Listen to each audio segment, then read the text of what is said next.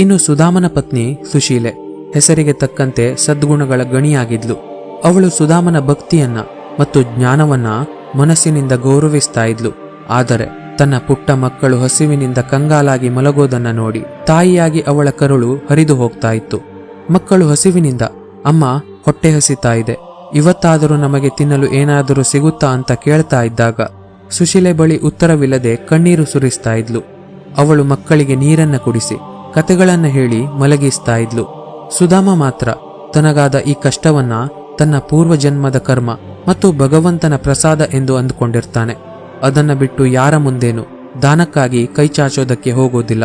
ಅವನ ಹರಿದ ಬಟ್ಟೆಗಳು, ಮೂಳೆಗಳು ಎಣಿಸೋ ರೀತಿ ಇದ್ದ ದೇಹ ಮತ್ತು ಹಳಸಲು ಬಟ್ಟೆ ಅವನ ಕಡುಬಡತನದ ಮೂಕ ಸಾಕ್ಷಿಯಾಗಿದ್ವು.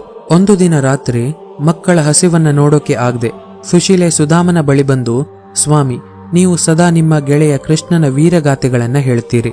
ಅವನು ದ್ವಾರಕಾಧೀಶ, ದೀನರ ಬಂಧು, ಈ ಜಗತ್ತನ್ನೇ ಕಾಯುವ ಕರುಣಾಮಯಿ ಎಂದು ಹೊಗಳ್ತಾ ಇರ್ತೀರಿ. ನಾವು ಇಷ್ಟು ಕಷ್ಟದಲ್ಲಿದ್ರು, ನಮ್ಮ ಮಕ್ಕಳು ಹಸಿವಿನಿಂದ ಪ್ರಾಣ ಕಳೆದುಕೊಳ್ಳುವ ಸ್ಥಿತಿಯಲ್ಲಿದ್ರು, ನೀವು ಅವನನ್ನ ಒಮ್ಮೆ ಭೇಟಿ ಮಾಡಬಹುದಲ್ವಾ? ಕೃಷ್ಣ ಎಲ್ಲವನ್ನೂ ಬಲ್ಲವನು. ನಿಮ್ಮನ್ನು ಕಂಡರೆ ಅವನು ಖಂಡಿತವಾಗಿಯೂ ಸಂತೋಷ ಪಡ್ತಾನೆ. ಅವನು ಇಡೀ ಜಗತ್ತಿನ ಕಷ್ಟಗಳನ್ನ ನೀಗಿಸುವವನು. ನಿಮ್ಮಂತ ಪರಮ ಭಕ್ತನಿಗೆ ಮತ್ತು ಬಾಲ್ಯದ ಗೆಳೆಯನಿಗೆ ಸಹಾಯ ಮಾಡೋದಿಲ್ವಾ ಅಂತ ಕೇಳ್ತಾಳೆ. ಸುಧಾಮನಿಗೆ ಆರಂಭದಲ್ಲಿ ಅತಿಯಾದ ಹಿಂಜರಿಕೆ.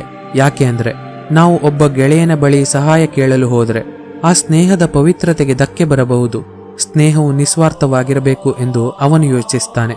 ಆದರೆ ಸುಶೀಲೆ ಮಾತುಗಳು ಮತ್ತು ಮಕ್ಕಳ ಸೊರಗಿದ ಮುಖಗಳು ಅವನನ್ನ ಚಿಂತೆಗೆ ನೂಕಿಬಿಡ್ತು. ಗೆಳೆಯನನ್ನ ನೋಡುವ ಹಂಬಲವೂ ಒಂದು ಕಡೆ ಇತ್ತು. ಕೊನೆಗೆ ಮನಸ್ಸನ್ನ ಗಟ್ಟಿ ಮಾಡಿಕೊಂಡು ದ್ವಾರಕೆಗೆ ಹೋಗಲು ಒಪ್ಪಿಕೊಳ್ತಾನೆ. ಗೆಳೆಯನನ್ನ ಭೇಟಿ ಮಾಡಲು ಹೋಗ್ತೇನೆ ಸುಶೀಲೆ, ಆದರೆ ಬರಿಗೈಯಲ್ಲಿ ಗೆಳೆಯನ ಮನೆಗೆ ಹೋಗೋದು ಶಾಸ್ತ್ರಕ್ಕೆ ವಿರುದ್ಧ. ಕೃಷ್ಣನಿಗೆ ಏನಾದರೂ ಪ್ರಿಯವಾದ ಉಡುಗೊರೆ ತೆಗೆದುಕೊಂಡು ಹೋಗಬೇಕಲ್ವಾ? ದ್ವಾರಕೆಯ ರಾಜನಿಗೆ ಕೊಡಲು ನನ್ನ ಬಳಿ ಏನಿದೆ ಅಂತ ಸುಶೀಲೆ ಹತ್ರ ಕೇಳ್ತಾನೆ. ಆಗ ಸುಶೀಲೆ ಮನೆಯಲ್ಲಿ ಇಡೀ ದಿನವೂ ಹುಡುಕಿದ್ರೂ ಒಂದು ಹಿಡಿ ಧಾನ್ಯವೂ ಸಿಗೋದಿಲ್ಲ.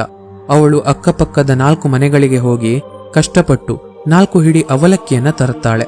ಆ ಅವಲಕ್ಕಿಯನ್ನ ಸುಧಾಮನ ಹಳೆಯದಾದ 100 ರಂಧ್ರಗಳಿದ್ದ ಹರಿದ ಬಟ್ಟೆಯಲ್ಲಿ ಹಾಕಿ ಒಂದು ಗಂಟನ್ನ ಕಟ್ಟುತ್ತಾಳೆ.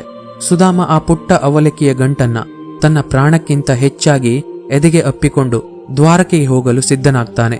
ಬರಿಗಾಲಲ್ಲಿ ಮೈಲುಗಟ್ಟಲೆ ನಡೆದ ಅವನ ಪಾದಗಳು ಕಲ್ಲು ಮುಳ್ಳುಗಳಿಂದ ಚುಚ್ಚಿಕೊಂಡು ರಕ್ತಸಿಕ್ತವಾಗಿತ್ತು. ದಾರಿಯುದ್ದಕ್ಕೂ ಕೃಷ್ಣ ಎಂಬ ನಾಮಸ್ಮರಣೆ ಮಾತ್ರ ಅವನನ್ನ ನಡೆಯುವಂತೆ ಮಾಡ್ತಾ ಇತ್ತು. ದ್ವಾರಕೆಯನ್ನ ತಲುಪುವಾಗ ಅವನಿಗೆ ಒಂದು ದೊಡ್ಡ ಆತಂಕ ಕಾದಿತ್ತು. ಅದು ಏನು ಅಂದ್ರೆ, ನನ್ನಂತಹ ಈ ಬಡ ಬ್ರಾಹ್ಮಣನನ್ನ ಆ ಮಯೂರ ಮುಕುಟಧಾರಿ ಕೃಷ್ಣನು ಗುರುತಿಸ್ತಾನ? ಇಷ್ಟು ವರ್ಷಗಳ ನಂತರ